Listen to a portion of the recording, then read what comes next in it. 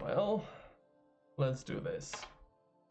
The thing we're gonna read today is Shadows over Sylvania by Jonathan Green. It's a kind of rare book in our parts, and it's something that's called a Path to Victory book, so it's an interactive piece of literature. That's why when I read stuff, you can basically choose what the protagonist, what the character will do next, and where will we go from there, which is nice. So let's start from the beginning, I guess. This is a dark age, a bloody age, an age of demons and of sorcery. It is an age of battle and death, and of the world's ending. Amidst all of the fire, flame, and fury, it is a time too of mighty heroes, of bold deeds and great courage. At the heart of the old world sprawls the Empire, the largest and the most powerful of human realms. Known for its engineers, sorcerers, traders, and soldiers, it is a land of great mountains, mighty rivers, dark forests, and vast cities.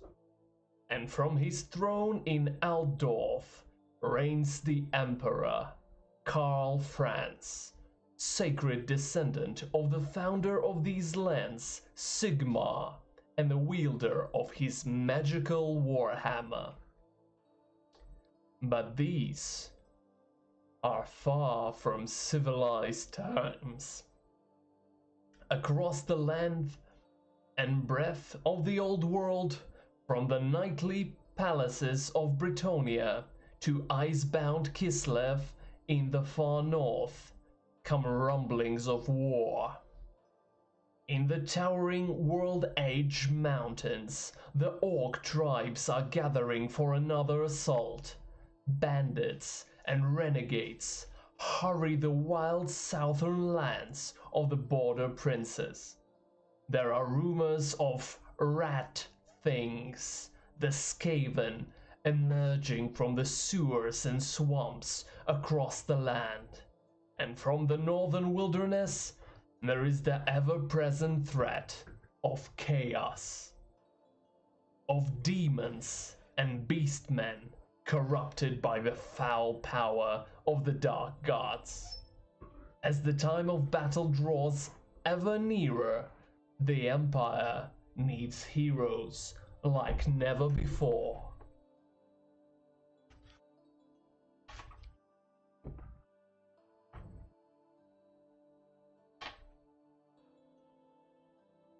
Then we have a small introduction into rules and character sheet. This book actually provides you a means to have an interactive combat where you find some adversary, so you can have like a semi pen and paper role-playing game. But since it's quite, I guess, boring to have like losing to a bunch of peasants all over again, we will skip the battle and just, assume that we, as a protagonist of this book, that we are actually so mighty that we will overcome every aspect and every adversary that we will meet. So we have three choices here. There are three bloodlines of the vampires, and we can play each and every one of them for each playthrough. But today we will focus our, let's say, our endeavors on three bloodlines available in this book. First of them all is the Blood Dragon. Blood Dragons are mighty, disciplined, and noble warriors. They are fighters like no others. They are all descendants from the knightly order of the dragon, and they were turned by horrible Apharaj to this ever learning, ever disciplined warriors. The other bloodlines, a bloodline that is available is Lamian. Lamia are the actually creatures of charisma, of persuasion, of intrigue, and of shadows. They never confront the actual battle if they can avoid it by some chance. They are practically each and every Lamia is a female, but there are like small and ultra rare exceptions to that. And then we can have von Karstein vampire from the von Karstein bloodline, and von Karsteins are descendants of the another vampiric bloodline. They are great generals. They are sorcerers to some extent. They can control beasts and horrible beings of the night, and they are vast and immersed fighters. So let's choose what will we play this interactive book as. Version 1 is a Blood Dragon. Fascinating vampire knight. Then we have beguiling and charming ladies of the night from Lamia bloodline, and then we have a noble von Karstein that actually von Karsteins are the rulers of Sylvania. Well, de jure. So let's see. We have two viewers. If you have the ability to post something in chat, please do. Let's choose. What will it be? Blood Dragon, Lamian, or von Karstein? Von Karstein. I will give you some time to choose.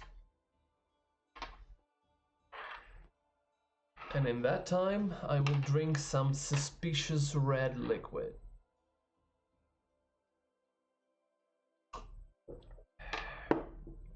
Nice.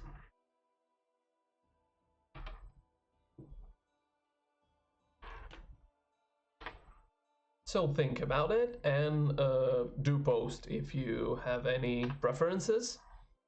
Because if I would do that, we would play for our first playthrough as a Lamia, I guess, because I'm very fond of being like charming, I guess.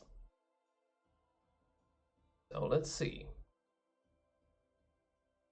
Any preferences? We have two people in there. All right. So if you won't cast your vote, we will start as a Lamia, and let's see. Here is a treatise by Gunther Krieger on vampires and their unholy immortal kin. It has to be said that vampires are the true masters of the undeath. Despite the blood curse they all must endure, there yet remain all the devious intelligence, ruthless ambition, and profane desire they possessed in life. This makes them the most dangerous of the undead, since they can continue to grow and learn, having an eternity in which to perfect their skills, be there those of the warrior or a sorcerer, and their diabolical schemes.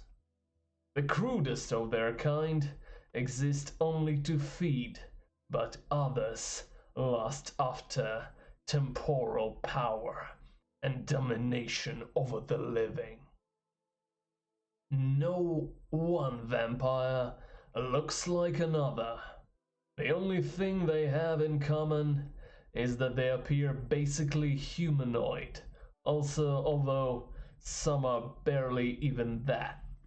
Most can pass as still human from a distance, and they are even able to hide their evil natures behind the conjured mask of aristocratic nobility.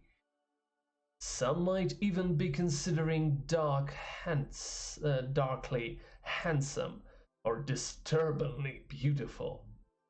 And yet, only those that feed well and regularly can maintain the guise of the living for the length of time. For all their guile and glamour, vampire is nonetheless still a dead thing, possessing neither breath nor heartbeat, a rotting corpse animated by dark magic and a selfish, immortal will to maintain the appearance that are anything other that they are anything other drains a vampire's unholy energy, and when they are under stress or driven to display of anger, their true, hideous countenance may be revealed. There are other vampires among most bestial and corrupted of their kind that makes no attempt to hide their unholy nature, reveling reveling in entropy and decay of their immortal existence. You shall know them by their sloth skin, their prominent fangs, their iron-haired talons, as well as the grave stench that hangs heavily around them, among their reek of rotten flesh and the stink of soured blood. Vampires loathe the sun, for the daylight weakens them. Hence, when they go into battle, the skies darken with great storm clouds, as well as swarms of bats and other flying things. But by far the greatest curse which they live is that of the first, the legacy of the first and of their kind, she who is the beautiful in death. This unnatural need to drink fresh blood is strong, but the longer the vampire's unlife continues, the better able the monster to control the urge and deny its unholy appetite. Although many vampires learn how to survive on less and less fresh blood, some going without feeding for years at a time, many never overcome the predator's primal desire to hunt.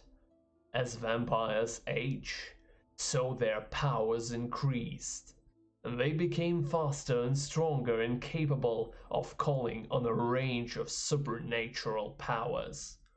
Some can call forth the creatures of the night, bats and wolves, to serve them, while some even learn how to shapeshift into such forms themselves.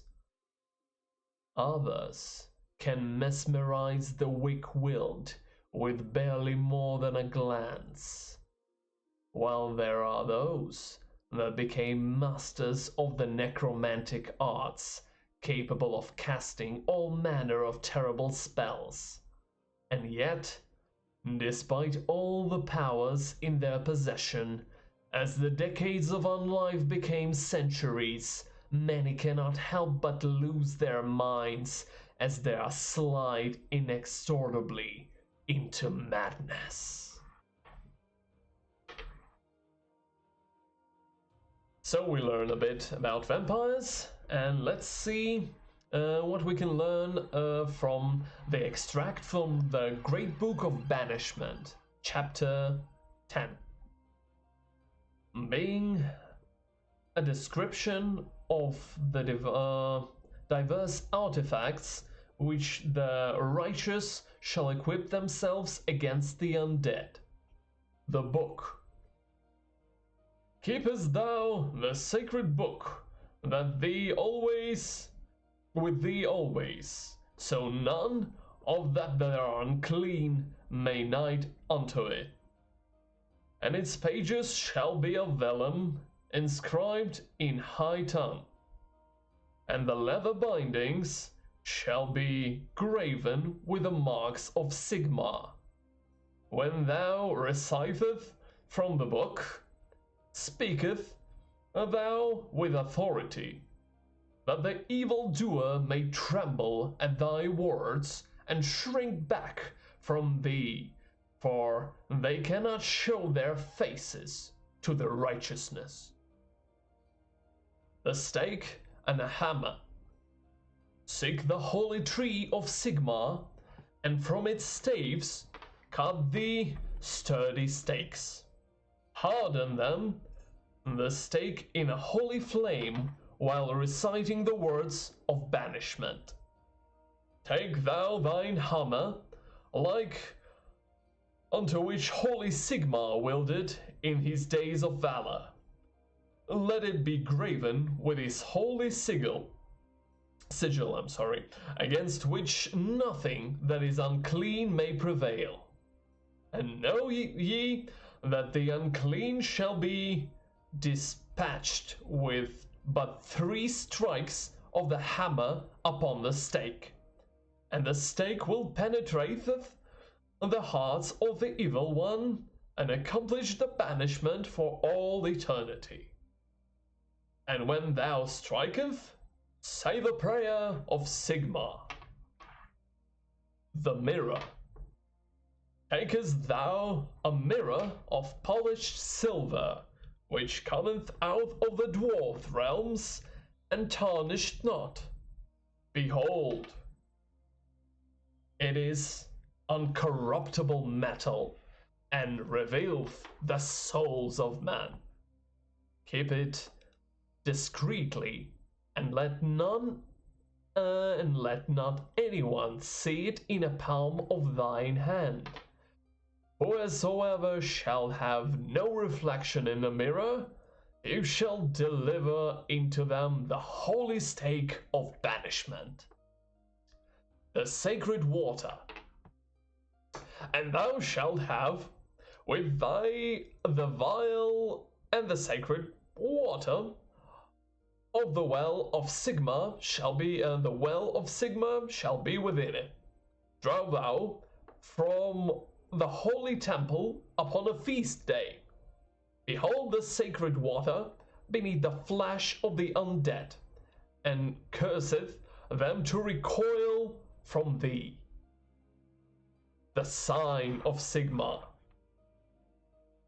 And this shall be the mark of the witch hunter. He shall wear the sign of Sigmar, which is twin-tailed comet.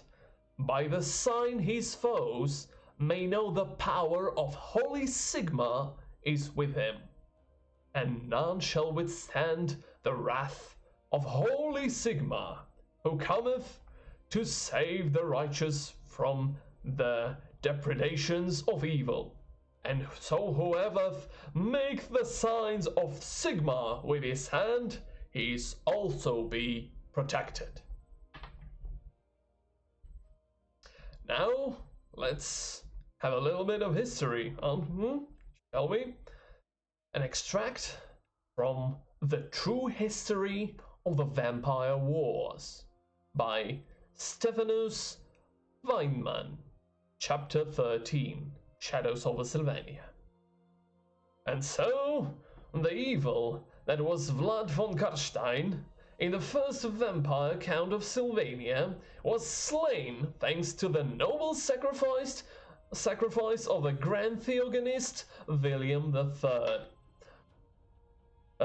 With the grave leech destroyed once and for all, his undead army started to crumble, the unholy corpses becoming nothing more than rotting flesh and molding grave dirt.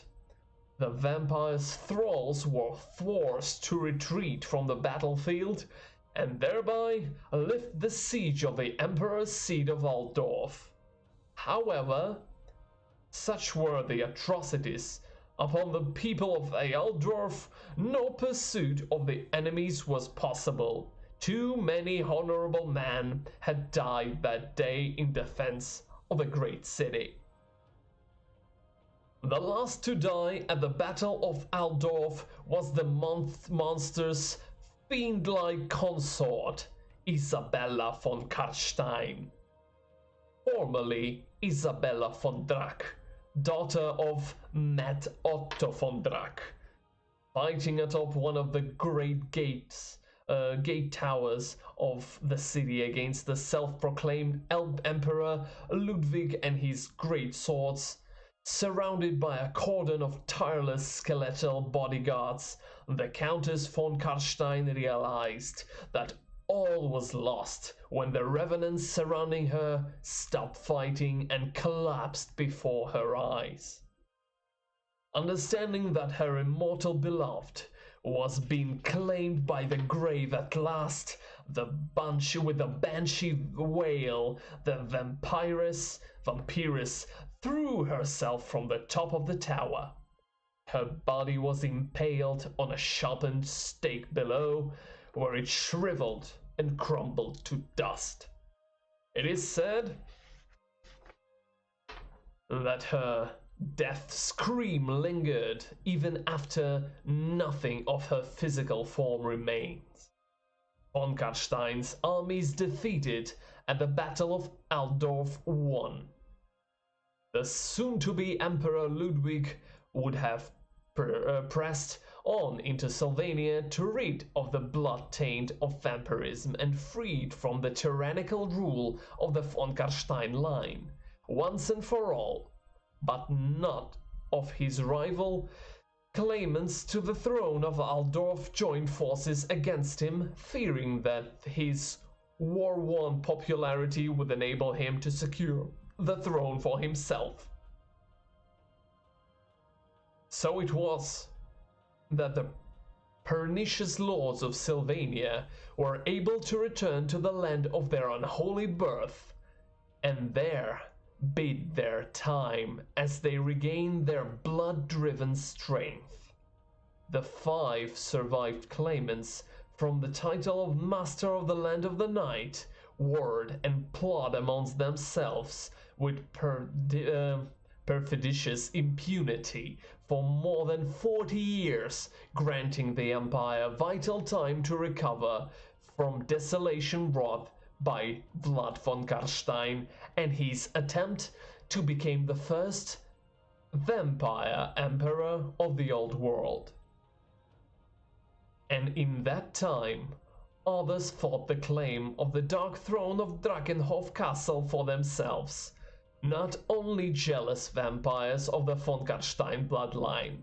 The Dark were shadows over Sylvania in those days. And now, we begin our interactive adventure.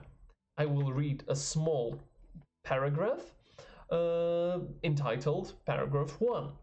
Then there will be a couple of options to choose from. So if you would like to choose any of those, please state that in chat. Chapter 1. It is the time of Chaos Moon, Morsleep, the herald of oblivion.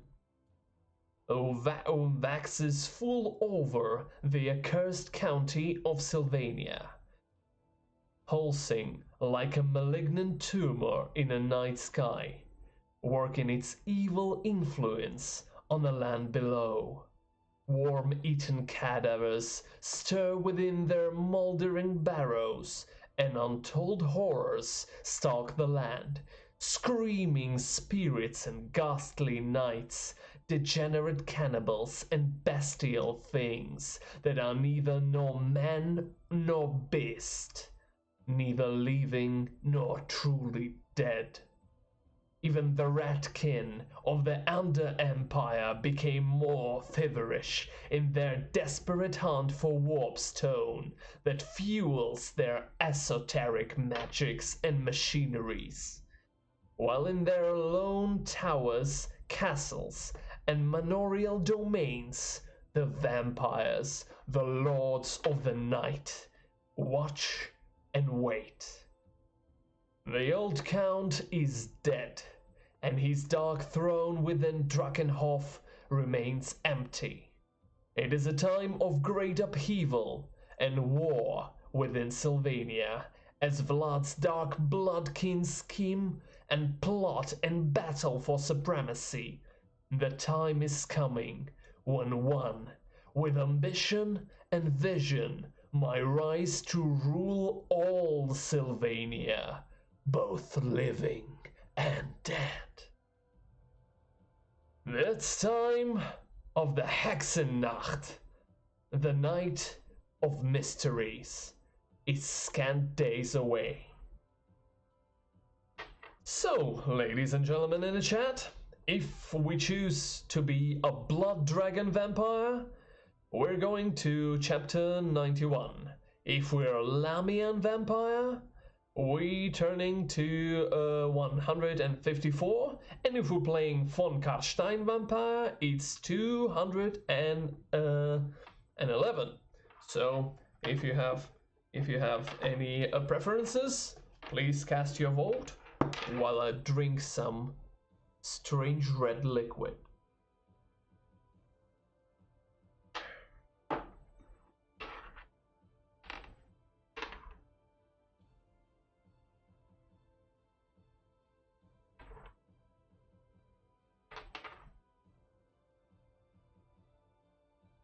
Alright then. So, I would like to choose a Lamian vampire for myself. And we're going to page 154. Let's skip it. Here it is. Sisters, say Mother Hecate, Abbess of the Red Abbey, her tone at one both seductive and sinister. The night of mysteries is almost upon us, and fate has played its hand. The vampire queen rises from her bone-caved throne and descends into Dias to stand before a scrying pool. The stone bowl, full of brim with a virgin's blood, steams and seethes as the vampiresses began to weave strands of dark magic about her. Taking care to step over the shriveling husk of the dead maiden now lying on the floor of the audience chamber, at the sweep of her hand, the blood begins to bubble. Transient, ethereal images forming and reforming from within the pall of crimson mists that hangs above it. Sisters, come closer, she beckons. You and the rest of the coven of eternal blood do as they are bidden, gathering around a scrying pool. The time is out of joint, Hecate declares, her eyes pools of inky blackness. These are troubled times, and the land is in turmoil. The wolf of Karstein lies dead, as the gates of Imperial Altdorf, as does his fiend-like queen. The murmur passes about the chamber. There was never any love lost between the Lamian sisterhood, and Isabella von Karstein, the Drakenhof's bitch. Long have we laid our schemes, formulating our plans for such times as this. We have formed alliances and manipulated rulers so that one day we might make our move and prepare the way for the Dark Queen, mother of us all, that she might visit her vengeance upon those who once drove us from the land of our sisterhood's birth all those centuries ago. Now look! Watch as I untangle the skeins of faith that might scribe the future and understand how the next stage of our plan is to be accomplished.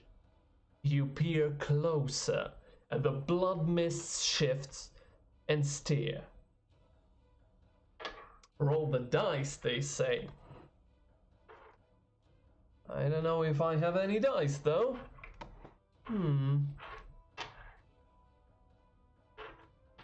Well, you can choose 1, 2, or 3, and we will go from there.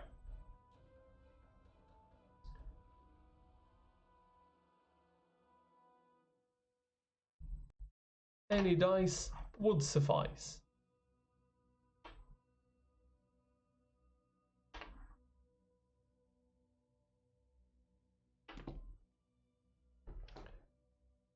Alright, that will be chapter 234.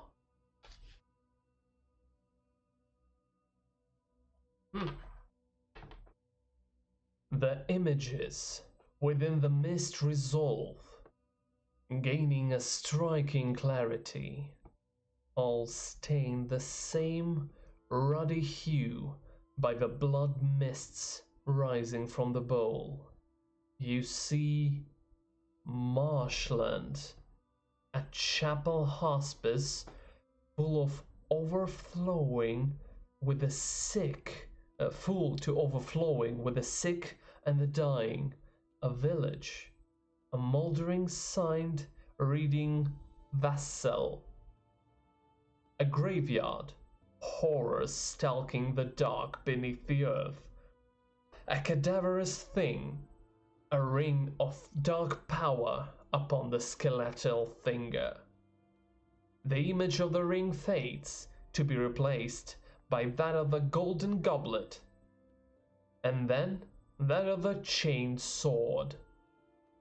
3 items must be recovered, Mother Hecate declares, interpreting the images floating in the humid air before her, her voice strangely dislocated as she's in some trance-like state. 3 artifacts. But something has changed about the Vampire Queen. She appears even more beautiful, her alabaster skin as white as fresh fallen snow, her dark tangled tresses now lustrous black. She looks like maiden she must once have been before being turned. Find them, she says with a cry. Find them and bring them to the Vale of Darkness 3 nights hence of Hexensnacht. The mists swirl shift away, forming one last image within dark, streaming depths. A gasp rises from throats of undead sisters, but their surprise is nothing compared to the shock you are feeling now. For staring back at you from the midst of the crimson fog is your own exquisite face, the sharp cheekbones, the comely features, the dark crimson stare of all unmistakably yours. Estella, Mother Hecate gasps, herself again fixing you with an intense stare of her own. Fate has spoken, my daughter. The Fate has decreed that you shall be one to gather those treasures, while of the sisterhood of the Rat Abbey who remain will prepare to the battle that is surely to come. For if we know of this dark prophecy, you can be sure that the other bloodlines will too, and will be readying themselves to move against us. At that, Hecate strides from the room, her diaphanous robes sweeping on behind her like a huge pair of wings. "Come, Miss Stella," she says as she leaves. "The time may be out of joint, but there is precious little of it left before more sleep rises, heralding the night of mysteries." The Vampire Queen leads you through the Abbey complex to a courtyard surrounded by heavily fortified walls and the stables that stand on the side of the great barred gates. "Take Angstraum," she says, leading you to a small wherein stands an reanimated corpse of the mighty warhorse. "Here is my finest, noblest steed, and none can outpace him. The Nightmare, an undead brute of beasts, snorts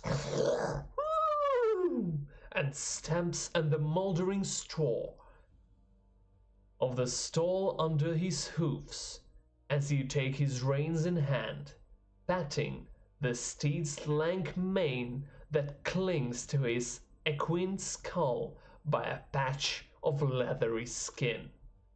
Pulling your cape tight about you, you stripping into a saddle secure to the Nightmare's back. Hecate putting a hand on the horse's neck, calming the snarling beast. "Do not fail me, Estrella," she says, fixing you once again with the same diamond hard stare. "Succeed, and you shall be admirably rewarded." "I shall not fail you, my queen," you reply, offering a respectful bow of the head. "Then be on your way, and may Neferata herself watch over you." With that, and with a shout of "Hey!" you kick your heels into your deteriораting flanks, and when you are off, and then you are off, leaving the Abbey behind, heading west towards heart of Sylvania.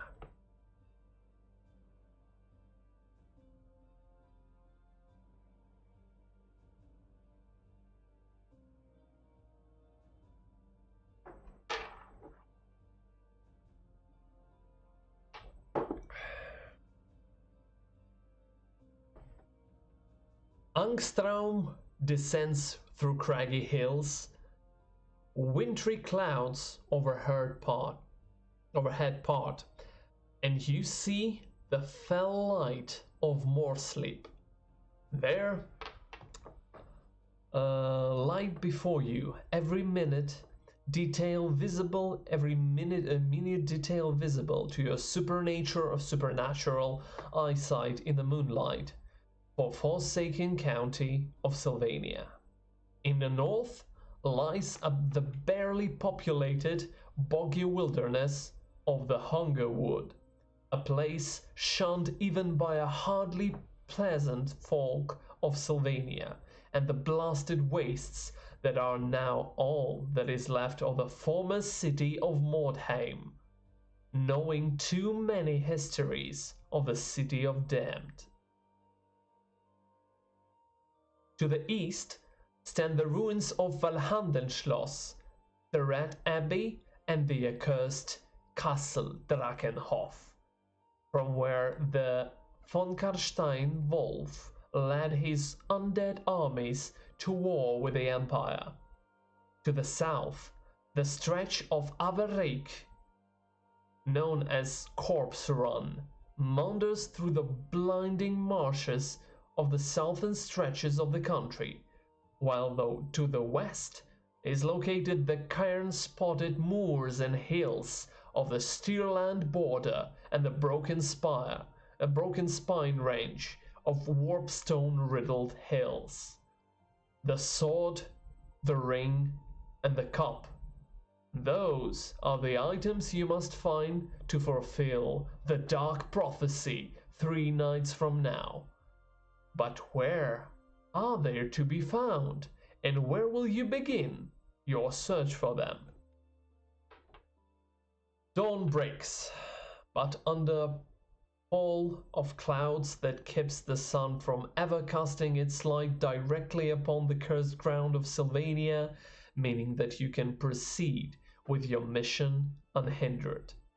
Ahead of you lies a small town of Templehof, built at the crossing of the ways, but where you might choose where to pursue your quest. But before you can reach the town, you see a pilgrim procession approaching you along the road, heading in the direction in which you have just come. Vlad von Karstein closed down the temples of Sigmar and had all the priests expelled from Sylvania long ago. But since the wolf's demise and the siege of Altdorf, the glut of holy men and witch hunters have dared to walk the ways of Sylvania once again, spurred by on defeat of Vlad von Karstein's uprising, intending to cleanse the country of the curse of the undead once and for all. And it would appear that you have stumbled upon just such a group. Your dead head burns with hatred at the sight of those torch-bearing pilgrims. A cry from the front of the group tells you that they are aware of your presence as well. "Halt, traveler!" calls the robed figure in the front of the party.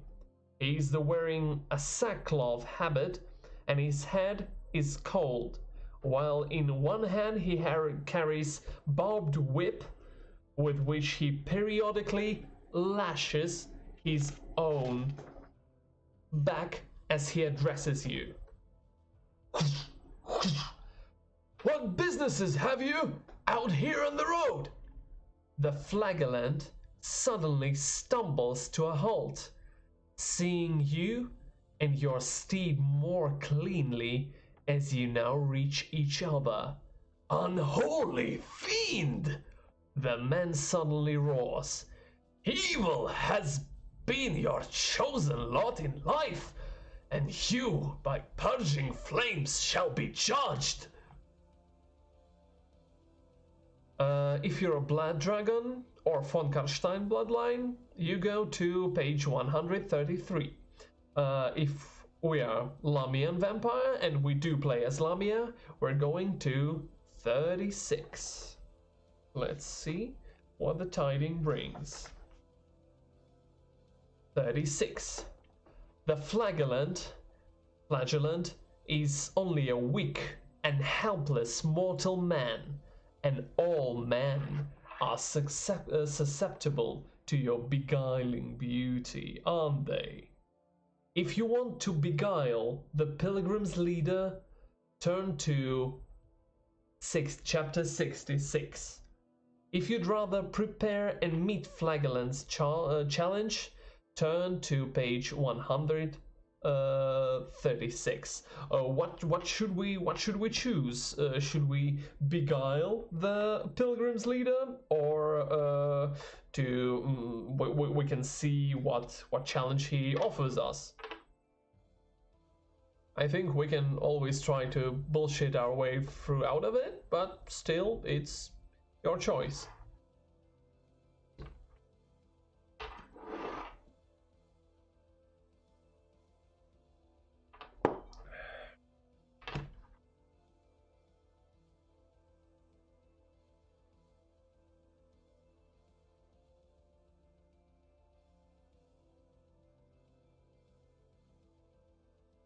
All right, let's see.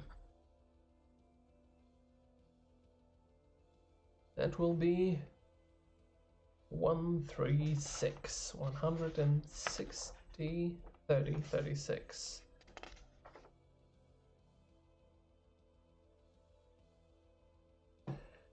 In Sigma's holy name, kill this servant of evil! The leader of the crazed warband screams, shouting holy verses and divinely inspired war cries. The penitent band surrounds you, flails at the ready, determined to take you down and end your life and your blood-sucking existence for an unlife. Now we face our first battle, but as I've said before, we don't have time to roll all the dice in the world, so I guess we'll just assume that we are being a super badass, cool vampire from the Lamian bloodline. Just will overcome them. And just skip to 166. Just come on, we're a vampire. We'll never lose a battle. We not even sit in the battle. And do not smile. Die, foul fiend! The mad prophet screams. He appears not to care that his followers have already been slaughtered by your hand. Only that you are an abomination that cannot be allowed to live. It will be a pleasure ridding yourself from this turbulent priest. And so we have like another battle in here, but with Prophet of Doom, the Doomsayer. And obviously we slay him as well, because no one is interested in just dying in our first run. So let's go to 206. What will it be?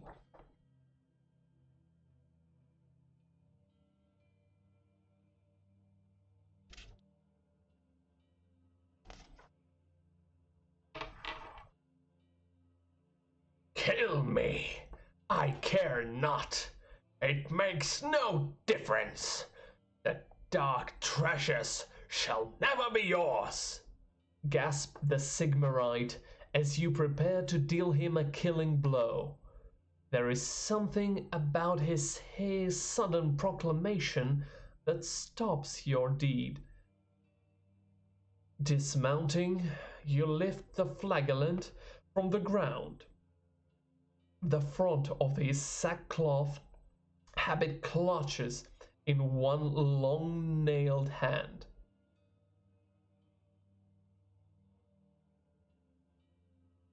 What did you say? You demand from the man. The dark treasures, he jabbers, terror making his eyes wide. As spoken of the prophecy of Medea of Screech. And what do you know of these artifacts? You ask, your voice barely more than a predatory growl. Only that they are lost, never to be found again by you, the prophet snaps. Something in his former defiance returning to his face in the end. The seven will stop you. With a roar of rage, you sink your fangs into a man's neck and drink deep of his blood. Gulping down great mouthfuls, you drink him dry. The secret knowledge he tried to keep from you, finding your mind even as his hot blood fills your stomach, replenishing your undead form. As you cast the martyr's body to the ground, you notice a golden medallion about his neck. The medallion that bears the symbol of a twin-tailed comet.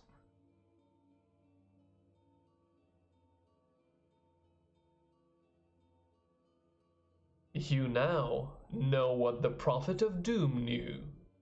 The rumored locations of 3 dark treasures that you have been tasked to find. However, he didn't know which item can be found at which location. One of the artifacts lies in the north, kept locked within the Sigmarite chapter house on the outskirts of settlements of Fool's Rest. Another lies in the south, somewhere within the marshlands that border the Corpse Run.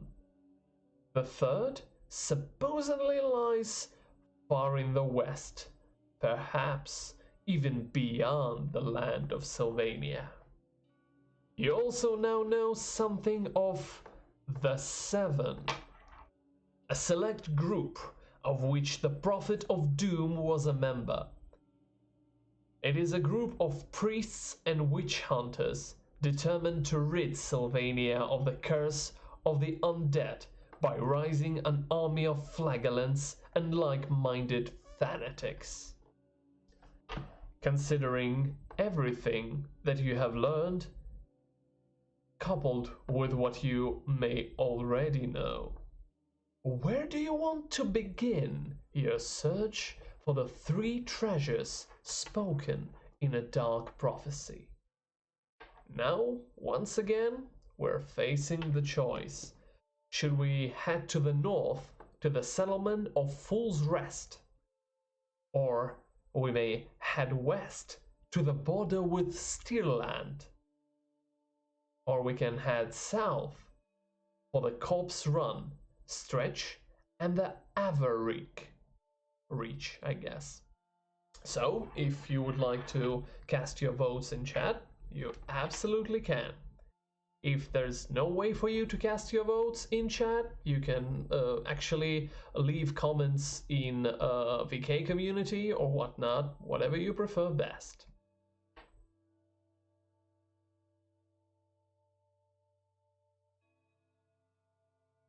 Oh, let's see.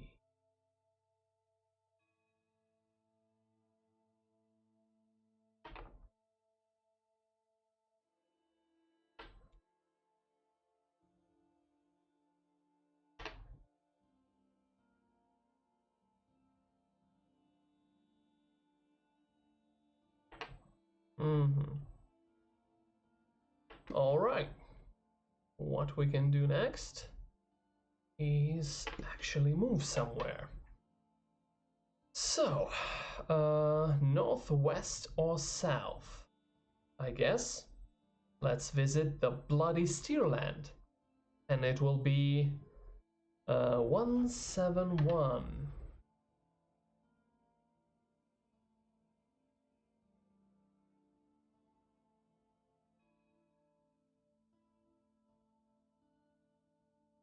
Here you go.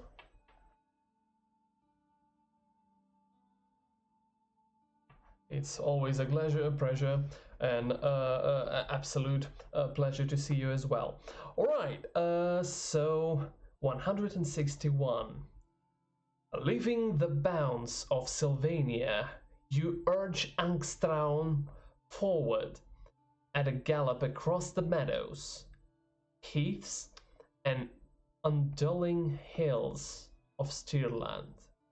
Although you have left the cursed country far behind, you are reminded, as you ride through these wild marshes, that the Empire is made up of little more than a collection of city-states, isolated pockets of civilization, surrounded by mile after mile of untamable wilderness.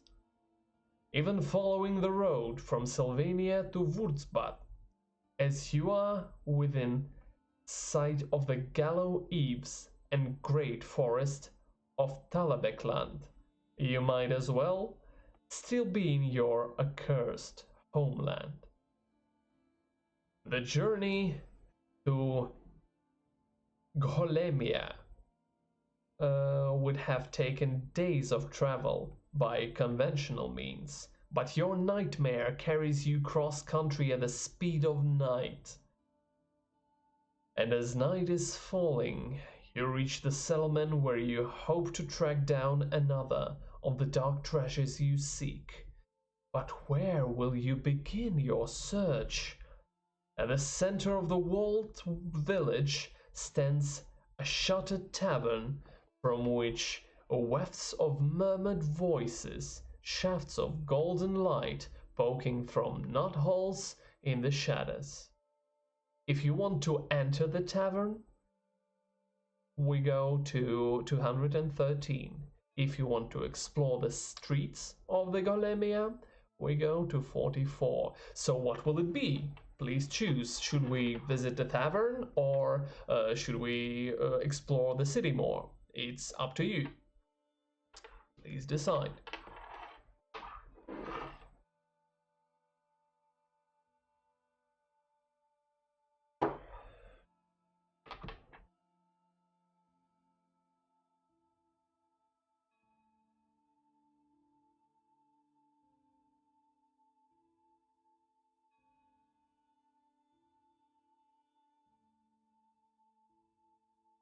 Alright, so let's go to the tavern. That will be 213.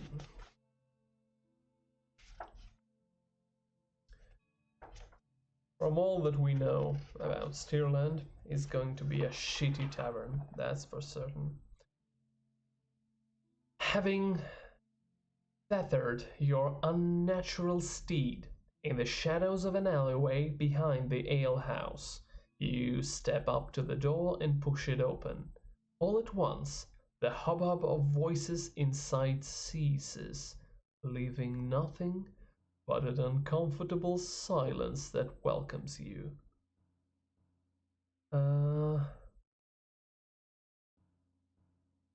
If you're a Blood Dragon Knight, or you have a Word of Feudus recorded in your adventure sheet, no, we do not have. If you are the von Karstein or Lamian bloodline, we go to 263.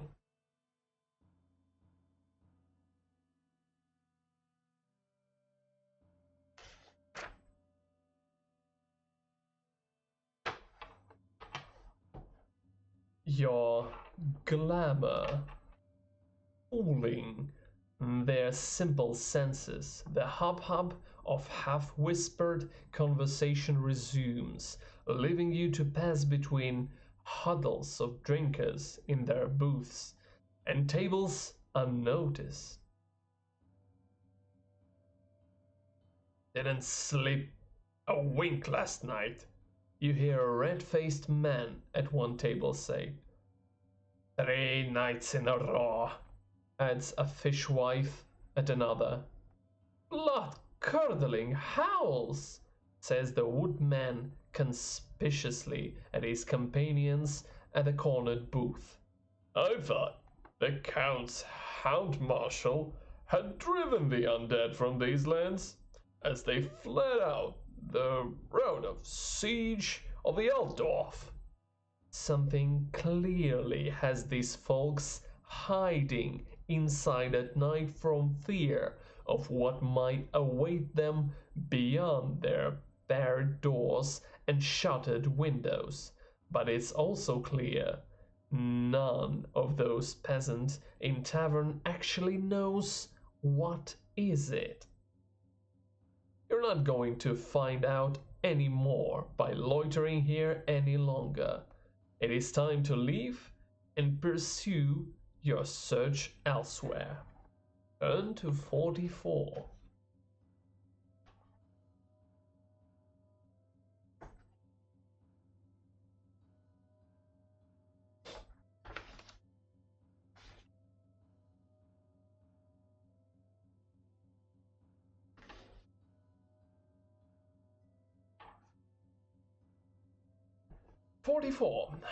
The village is eerily quiet, and then a blood-curdling howl shatters the silence, echoing through the winding streets.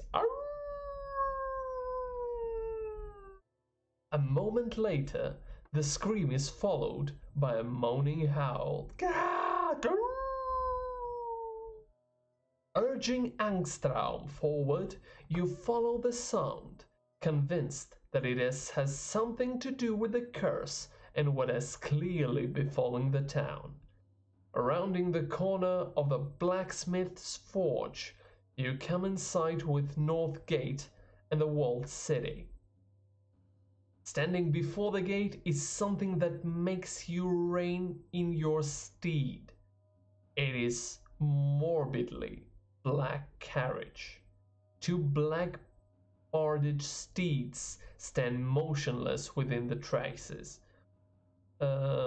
Ostentatious, feathered plumes rise from their horses' helms, that orbits of their fleshless skulls, alive with emerald witch lights. Suddenly, a chilling howl echoes throughout the quiet streets again. Closer now. The carriage driver cracks his whip, and his skeletal team spring forward, pulling the coach after them. If you want to pursue the black coach, we go to 94. If you want to find the source of blood-curdling howl, we're going to 150. So, what will we do? We have a horrible skeletal team of couches, or we can go and see what howls in the night. My bet is not something good. I'd prefer not howling skeletons over the something that is actually unknown.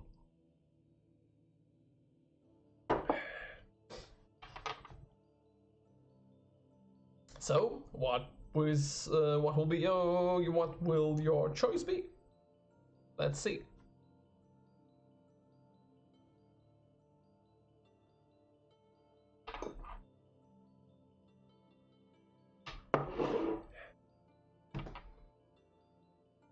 So, let's pursue the coach. Something that howls is no good for, like, an actual Lamian vampire. We're not fighters. We're lovers. We're beguilers. We're horrible people. Alright. Kicking your heels in Angstrom's sides, you spur the nightmare forwards after a grim carriage. Leaving the walled city by an open north gate, you see the lights trail left by the carriage swinging lanterns in the darkness. But the driver of the coach clearly knows he is being followed and lashes his own skeletal nightmare steed to go faster. The team setting a crackling pace, but you have faith in your own steed. Surely Angstrom can take those holding the black coach through the night, black coach through the night. And sure enough, Angstrom steadily begin to close on the carriage. The bumpy, rutted track of the black coach is following entered knotted forest of the Gallow Eaves, where over the years countless suicides have been taken their own lives, and many a wrongdoers have been strung up with a noose and hemp about his neck. These woods are cursed place. But what have you, a vampire, to fear of curses? Ahead of you, the lanterns and the front of the carriage flare with an eerie green light, and its skeletal pulling team pick up their pace, their hooves kicking clods of earth from roads so furious it is pounding charge. The coach begins to pull away from you again. Angstrom never tires, and yet this pursuit is testing his mettle. It is then that you catch sight of a narrow trail that diverges from the main trackway into a forest, leading to higher ground, where the road twists and turns through the hollows between the knotty roots, boles of ancient oaks. Now we, as always, have a choice to keep chasing the coach along the road, or we can veer off the road along the narrower track in hope that we will be able to overtake the carriage turn. So what will it be? Should we risk a bit or just keep chasing the coach as it goes? Let's think about it.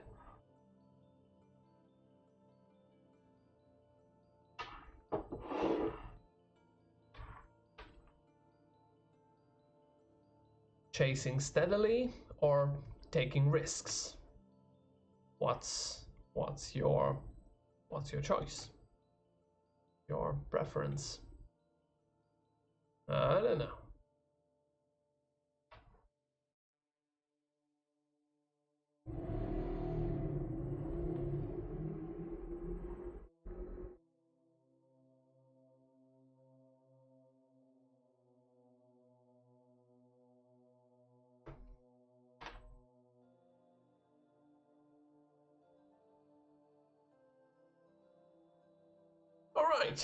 All right, let's take risks. You know what? We're freaking vampires. What's a narrow track to us? 357. Being a vampire, such a drag. 357, almost there.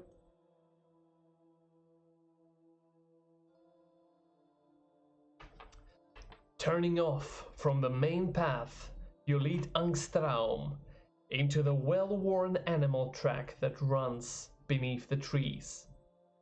The nightmare gallops along the track, tree branches whipping your face as your steed carries you deeper and deeper into a silent, shadow-haunted woodland. Suddenly, the grim howl breaks the silence. Your heathen senses on the edge. You hear the sound of something running towards you through the forest, and angry dog-like snarls. The moment later, the dire wolves appear through the trees to either side of you, managing to keep pace with you, with your mount as Angstraum negotiates and the twisting root-strewn path. If you are a Fornkarstein vampire, no, I am not. So we're turning to 168.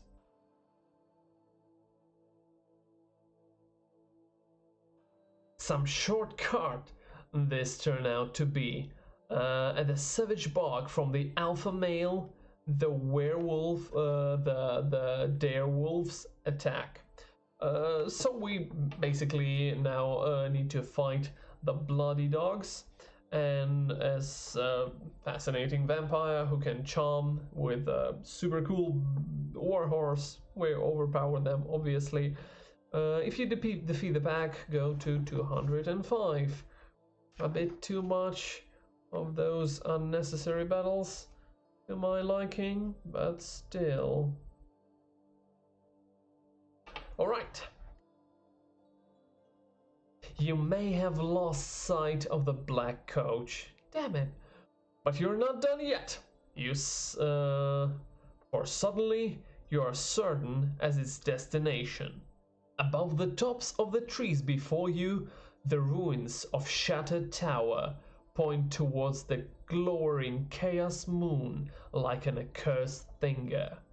Somewhere within that tower lies the prize you seek. You are sure of it. Always keeping the sinister silhouette of the tower in front of you, you at last emerge from the forest into a clearing of bare earth that surrounds the stones of lightning surrounded tower. It is imposing enough now, but you can't help wondering how it has to be appeared when it was first built, and how much of the land hereabouts fell within the demise of its lord. Judging by the architecture, it would appear that 5 levels of the tower remain. At ground level, it is huge gated entrance. However, a flight of steep stone steps climbs the exterior for the tower to the floor above, and the smaller iron-bound door. There is no obvious sign of anything standing on guard, though appearance can of course be deceiving. So, how do you want to enter the tower? If you are von Karstein bloodline, turn 2. We are not. We are not von Karstein. So we're going to 138. Doop, doop, doop, doop, doop, doop.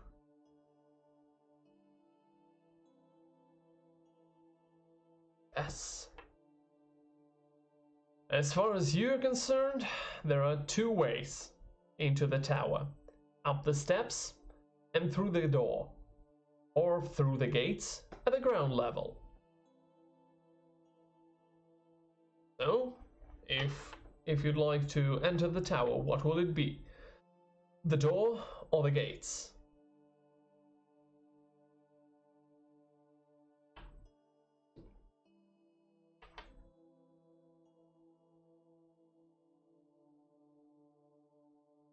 I think the gates, you know, they are a bit screechy. So the door sounds nice. Let's do the door. We're doing the door. 33. Lifting the latch, you open the door. Ancient hinges squeaking in protest. You enter an empty hall with mildewed tatters of tapestries and familiar coat of arms stirring in breeze that you allow into the room after you. There is nothing here but cobweb candelabra and broken furniture. On the other side of the chamber lies the entrance to the spiral staircase that both rises and descends through the tower. The only other way out is the abandoned chamber in the door that you just entered by. So if you want to ascend the spiral staircase to the next floor, turn 105. If you want to descend the spiral staircase, turn to 57. I would like to know what's in the basement. You know, all the cool stuff is always hidden in the basement. So let's try and secure that. 57. As you begin to make your way down the stairs, you hear sounds of something large and ill-tempered moving about the chamber below. If you want to continue your descent, turn to 87. If you would prefer now to ascend through the tower, turn to what? They're scaring us. Come on, let's descend all the way down. We're immortal vampires. What can we be fear of? Lots of stuff, actually. Bloody hell. Reaching the bottom of the staircase, you enter the gloom of the high-ceilinged chamber as wide as the tower. Opposite you, on the far side of the chamber, is a gated entrance you choose to ignore. A grill in the middle of the floor has been forced down, and pacing the room between you and the barred gates is a monstrous creature like nothing you have ever seen before, even if all your long years of unlife.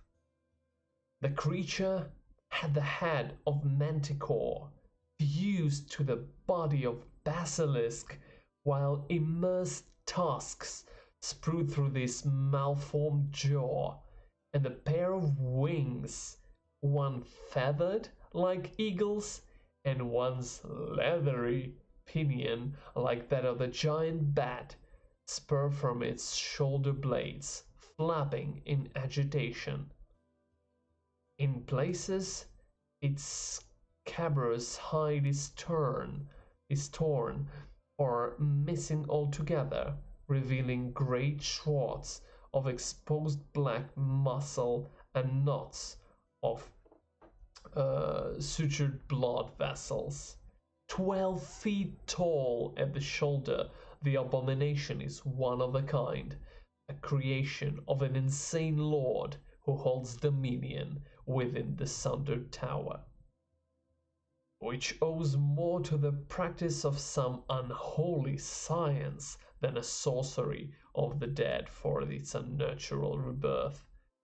In place of claws, the monster's brutally physiognomy has been enhanced by addition of jagged sword blades fused directly to the bones of these forelimbs. God damn it! Something has roused this beast, assembling from the body parts of half-dozen monstrous creatures. Is this the waxing power of more sleep, or the power that holds dominion within this place? A serpentine tail lashes out from behind it, blocking your exit. Whoosh! Whatever the whatever the truth of the matter, if you are to get out of here alive, you are going to have to slay this abyssal terror. Well, obviously we're going to slay this abyssal terror, but that shit is insane. So,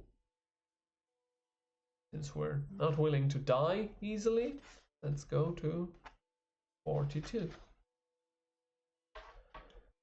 Ooh, the abyssal terror is dead. Yay! To have slain such a magical amalgam of monsters is mighty feat in itself. Gain +1 tamed point from the abyssal terror. Alright. Our tamed grows bigger. Oh, the vampires. You're about to leave when you feel the siren pool of dark magic nearby. Of course, the very stones of this sorcerer's towers are saturated with dark magic, but you sense an even greater concentration of it emerging from an open pit. Could it be the dark treasure you are seeking? If you want to climb down into the pit, discover what lies hidden there, and if you want to leave the chamber ascending, bloody hell, of course I would like to know. What's within the chamber? 135. There's something maliciously magical in here. We're not leaving it behind. We're Lamias, but still, come on, it's sorcery. Sorcery is always nice. There are plenty of hand and footholds in the stone-lined walls of the pit, but that doesn't make you descend into a squalid layer of the terror any more pleasant. The bloody bones of monsters' victims, which include the skeletons of deer and humans, as well as the bones of goblins and the remains of forest spiders, fill the bottom of the pit. But there, among the half-eaten corpses and half-burned in muck, you find what you were looking for. It looks like fanged, blackened skull, but there are two things about it that make it stand out from the rest of the Deitrices. Firstly, it has been secured to a golden chain, and secondly, the number 333 has been etched into his carnal bone. Add a black skull and the number 333 to your adventure sheet. I'll do that.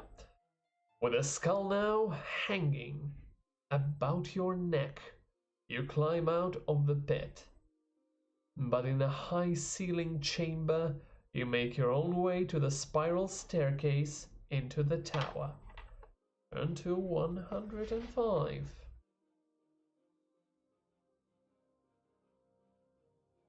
Almost there.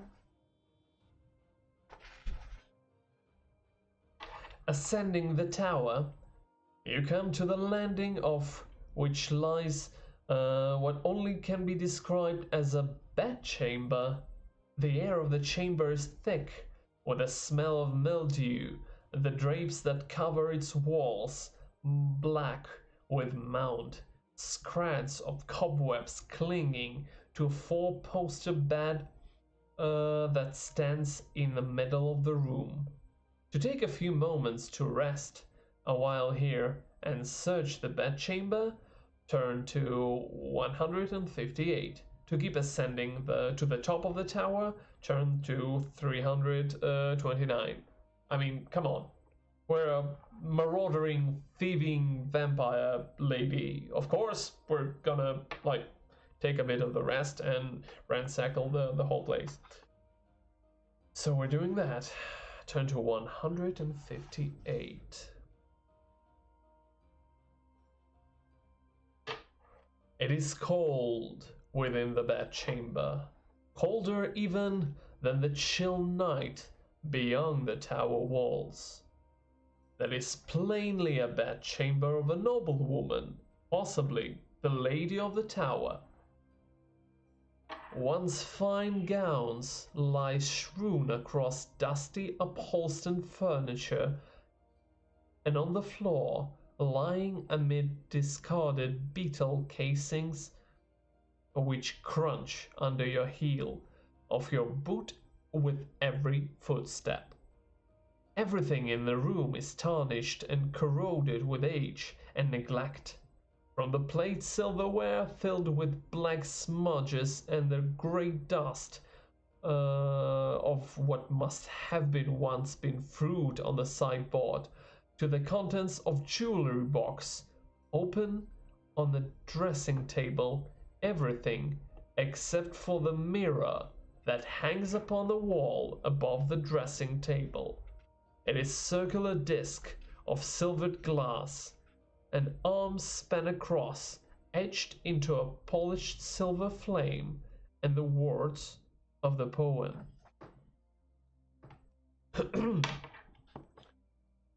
Beauty, like innocence, is but a fleeting thing. Jealousy, like bitterness, will ne'er lose its sting. The lady asked, "Who's the fairest of them all?" The answer I gave, and the envy led to her fall. Trapped she is now within this silvered glass, changeless forever as the long years pass. For whatever the lady or servant in her hall, there is only one true master, one king who rules all. The poem is clearly some kind of riddle, but what is the answer? If you know one word answer, convert letters of the word into numbers using code A1, B2, and the numbers together. Add the numbers together to the paragraph, which is the same as the total. Okay, let's see.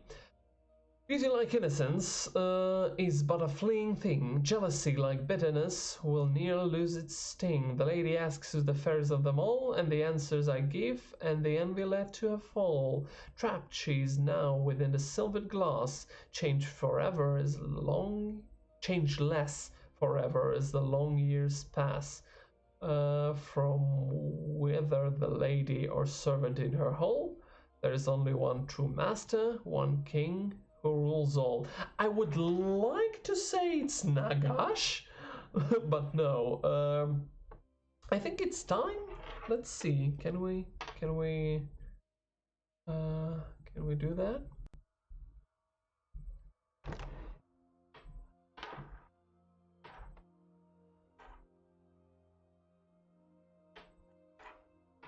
Let's see. Alphabet. Shoop shoop shooby doo bum.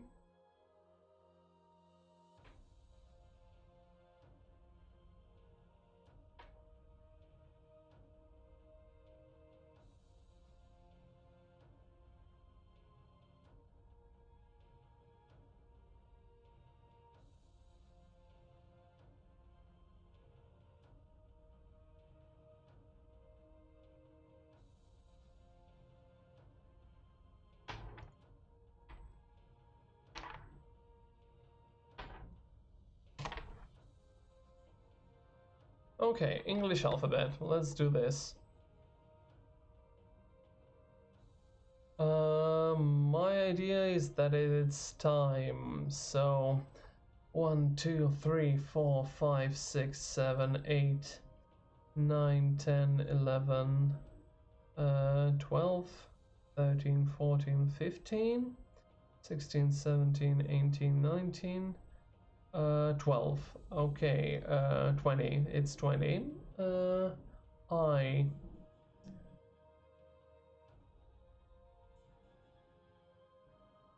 It's 29. M.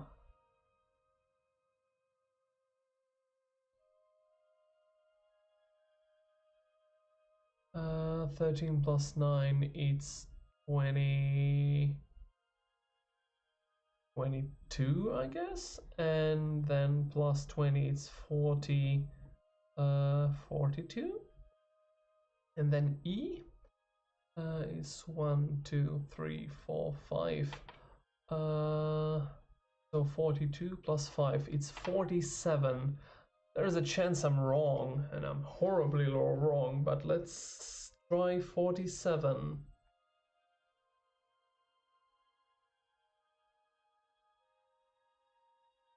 Oh.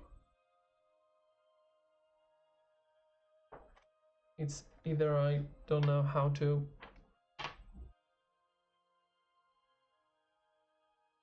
add up stuff. 1, 2, 3, 4, 5. Come on, it's 5, right?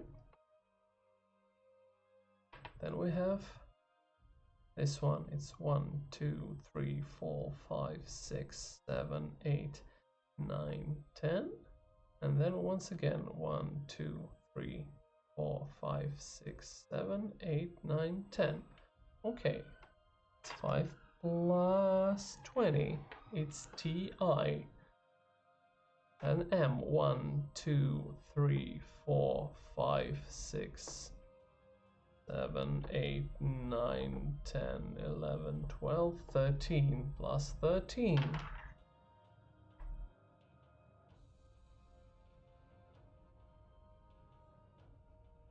Then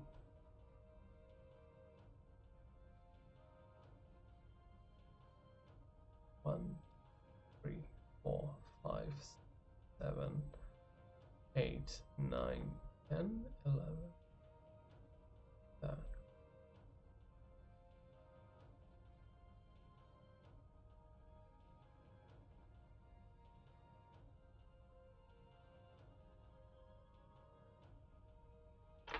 Plus 9. Okay, it's not 47, right?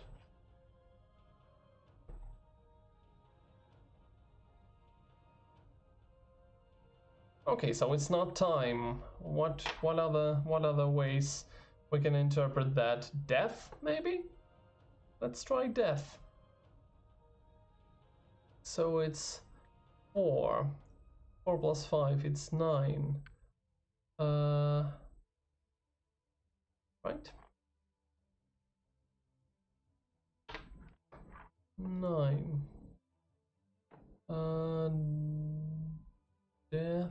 The 8's 10. Then we have 20. And then we have H, and H is 1, 2, 3, 4, 5, 6, 7, 8. So that's it. 38. Let's see if death is the right answer.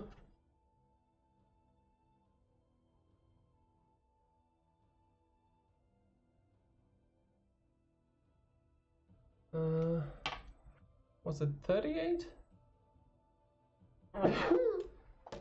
38. Death. You say under your breath. Yes, we're doing it.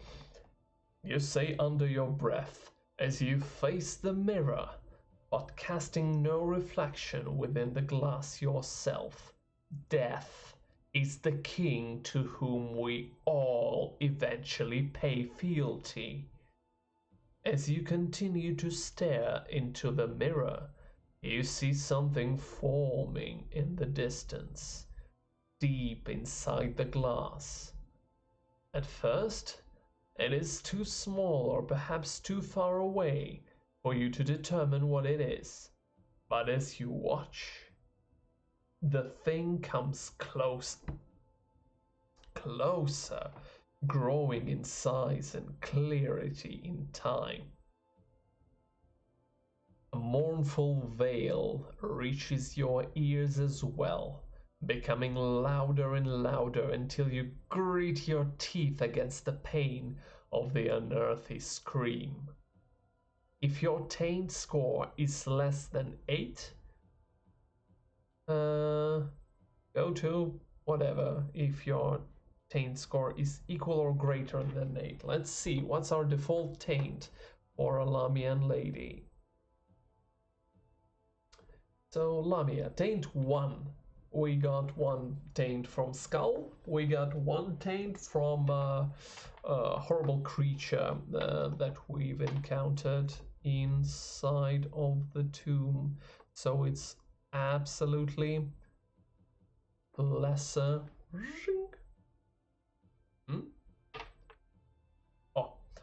It's absolutely lesser than 8. So we're going to 228.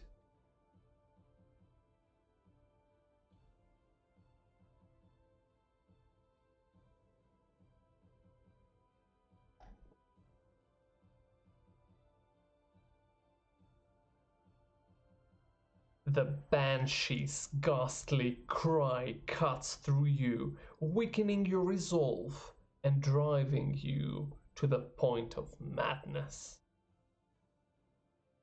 You lose 2 wounds and take 1 to the taint score. Our taint is now 4. 4 taints. If you survive the and suddenly deathly screams, of course we will survive. Come on. I'm a vampire. I've been screamed on for like centuries now. And then the Banshee bursts free of its mirror prison. If you are controlling, and you are controlled by a howling horror, the vertigo worm-eaten face, the Virgo worm-eaten face, an appalling skull-like visage, weathered by serpents of hair. But there are words amongst the screams. Who is fairest? The ghost screeches. Am I not the fairest of them all? Not waiting for a response, the eternal horror comes at you. Bony, talons bared, a gaggle of fearful faces dragging about her like bound of will-o'-the-wisps. If you defeat the Banshee, of course we will defeat the Banshee. We're not here to lose. We're here for the win. So sorry, war mechanics, not interested in you. At your killing blow, the banshee gives a final wailing scream that causes the mirror to explode into a million razor-sharp shards as her spirit forms fades, banishing to Mor's kingdom for all eternity. With the unquiet spirit banished beyond the veil of the afterlife, you resume your search for abandoned bedchamber, but find nothing of practical use. But there's something about the mirror, the sense of foreboding that cannot be shaken. Nudging the broken fragments with the toe of your boot, one piece catches your eye, the word master, from the poem etched upon the widest edge. If you want to take the mirror shard with you, add it to your adventure sheet. Obviously, it's a magical shard of mirror. We're keeping that. If you're done here, you're done here. Of that you are certain. Abandoning your search, you return to the landing and continue up to the tower. Turn 329.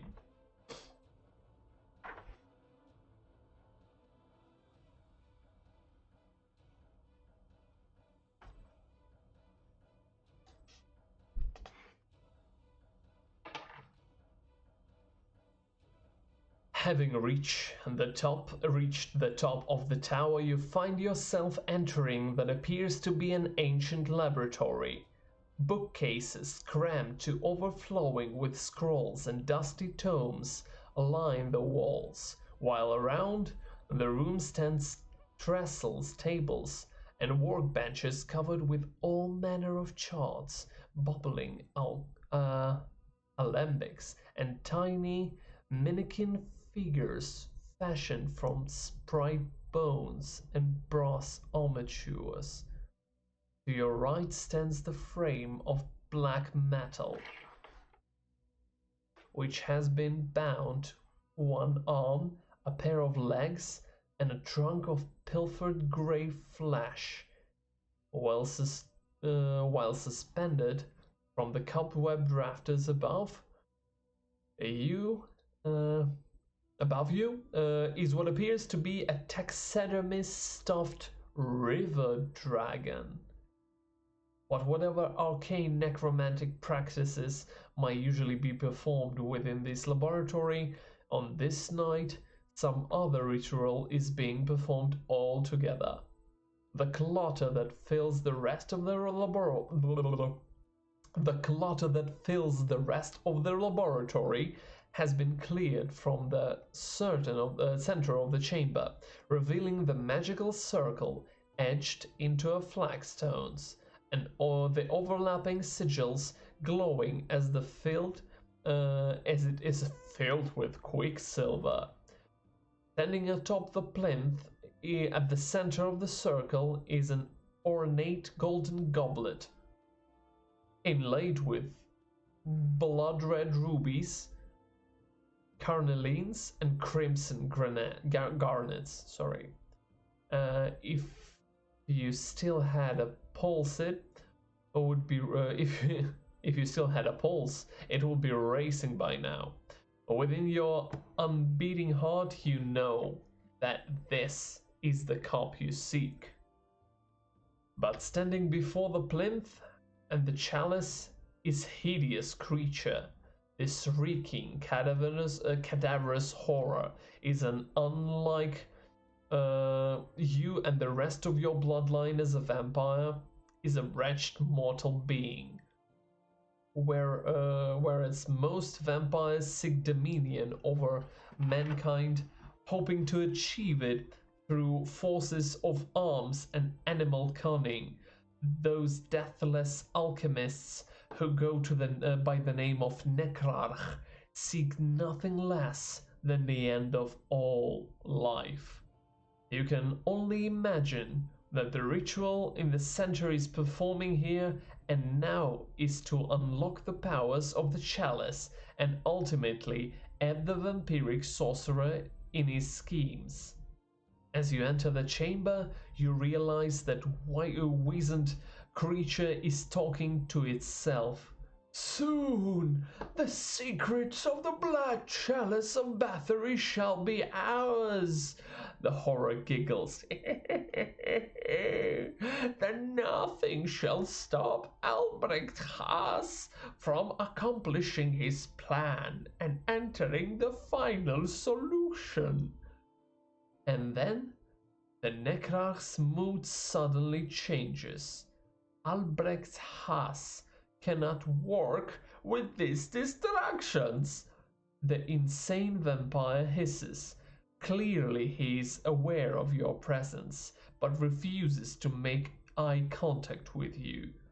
You step from shadows, opening your mouth to speak, when the fluttering sound up the rafters and the room lures into attention away from the Necrarch. Something is moving up there, something that can only exist thanks to Necrarch's blasphemous art. The thing appears to be a humanoid in that it has the pale torso of the forest sprite, but to this delicate elfin body has been stitched pair of black raven wings. From the waist down, it is possessed by the twitching furry legs of the large arachnid. With a croaking cry like that of some carrion birds, the death sprite descends and is soon joined by two more of Necrarch's undead vivisect experiments. Now you can literally see our glorious Lamian lady who's defeating the horrible death sprites. And if you win your battle, go battle with altered sprites. Yeah, turn to the 349. Let's do that. The chalice is so nearby.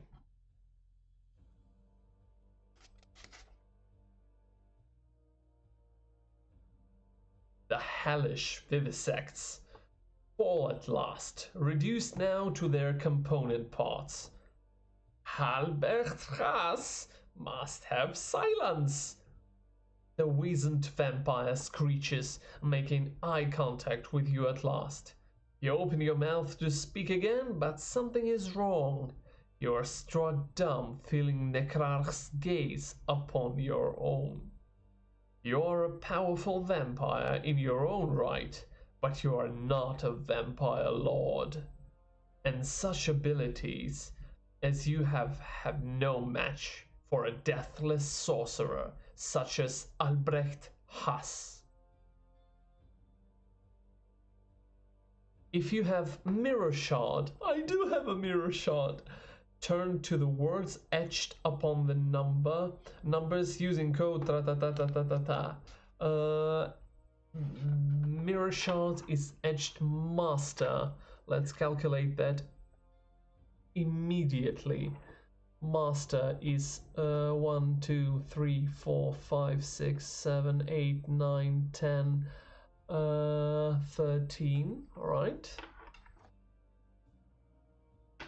13 plus master A is 1 plus 1, 2, 3, 4, 5, 6, 7, 8, 9, 10. 1, 2, 3, 4, 5, 6, 7, 8, 9. It's 19.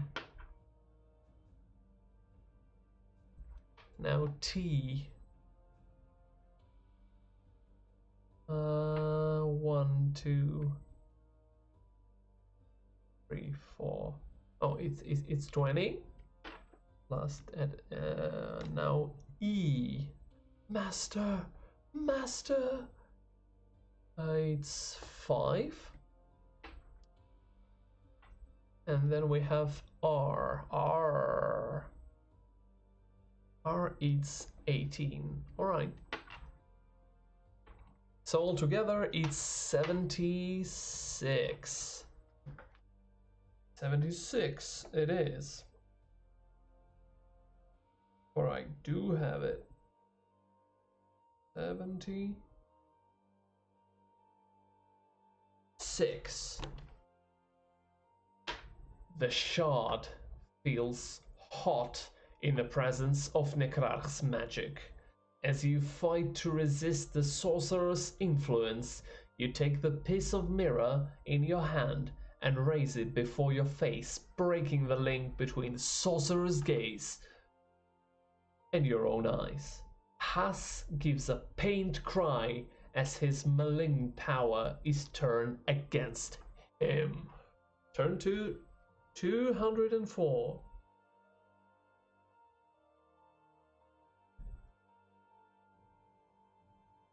No thing can resist the will of Albrecht Haas, the Necrarch shrieks. Nothing?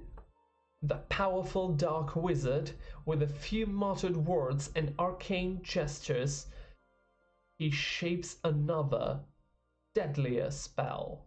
A howling gale rises from nowhere, whirling about the laboratory, the loci of magical maelstrom, focusing upon you. If you have a black skull, I do. Is it the black skull? No, I guess it's not. It's not the black skull. It's the 333 skull. So no.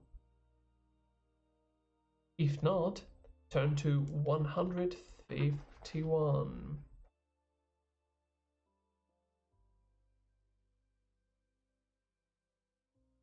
The bolt strikes, and you suddenly find yourself at the heart of whirling maelstrom of magic that howls in your ears with a voice of thousand of lost souls.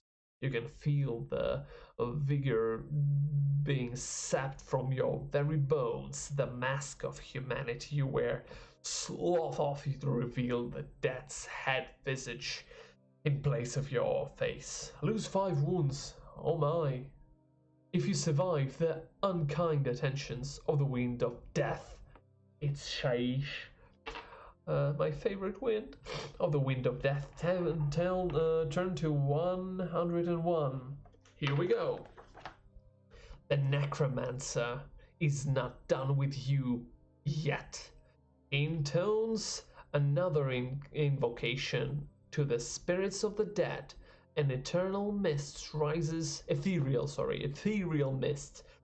from the cracks of the stone-flagged floor, assumes the form of the nightmarish hooded creature wearing phantom seath. The wraith screams in despair. It has been driven mad by a long years trapped in limbo, bound to this sepulchre place, and comes for you now, bony talons outstretched. If you're carrying Dark Reliquary, no, I do not, sorry. If you do not have, go to 61. How many battles do you actually need in this book? God damn it. Yeah. You unsheath your sword once more, ready to send the wrath on into the next world. If you defeat the Spectre, goes to... you succeeded in banishing from the earthly realm at last. Turn to 31. Too many battles. How dare you? The necromancer screams. How dare you challenge me here within this place where I hold dominion, and with my greatest work on the verge of completion?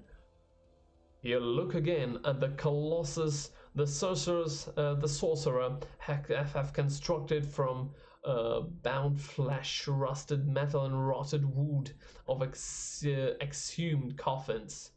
If the wretch has ever been able to complete the ritual to bring his creation to unlife, you doubt you would have to hope for defeating it. But the necromancer did not complete the ritual, and now all that has to happen for you is to claim his magical ring as it to put the end to him. So here's a necromancer, and he uses a cursed dagger. If you slay a necromancer, turn to page 15. Let's do that. Let's grab the chalice and get the hell out of this friggin' Stirland. The necromancer dead. You cut the finger bearing his ring from his left hand and claim a treasure for yourself. Putting the ring on, you feel the malignant power working within you at once. Restore up to 4 wounds and add 1 to your taint score. Now our taint is 5 or 6. I don't know. We have big taint. You are now in possession of magical artifact that once belonged to a necromancer Lord Van Hal himself. Add Van Hal's ring to your adventuring sheet, making a note of the fact that it is etched with 3 arcane symbols. If you ever suffer damage from a magical attack, you may deduct 1 point from the total damage suffered. Nice. The Ring of Van Hal sounds neat. Having claimed the treasure, you came here seeking you quit the sepulchre chamber, but not before smashing the unnatural construct to pieces with your sword. Just in case. You make your way back through the Skaven workings and the tunnels of the tomb, untroubled by rats or the undead, until you reach the half of sleeping skeletons. If you have in possession Dark Reliquary, turn to page 106. That's interesting actually, because for some reason they send us to a freaking necromancer instead of fighting the something completely different. Instead of fighting the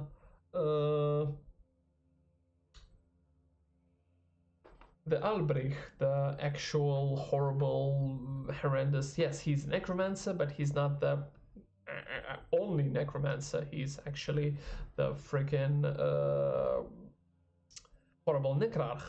So there must be some typos and errors in this book, for it's not an errata, so there must be something. So since we're not able to claim one one of the cursed treasures right now, so we came for a chalice, but for now let's put a hold on it, and I will figure out where the actual necrarch battle is, so the error in this book, the print error, can be fixed and our continuity will be unbroken. Until then, I will see you, I guess, next week when shadows once again fell over Sylvania.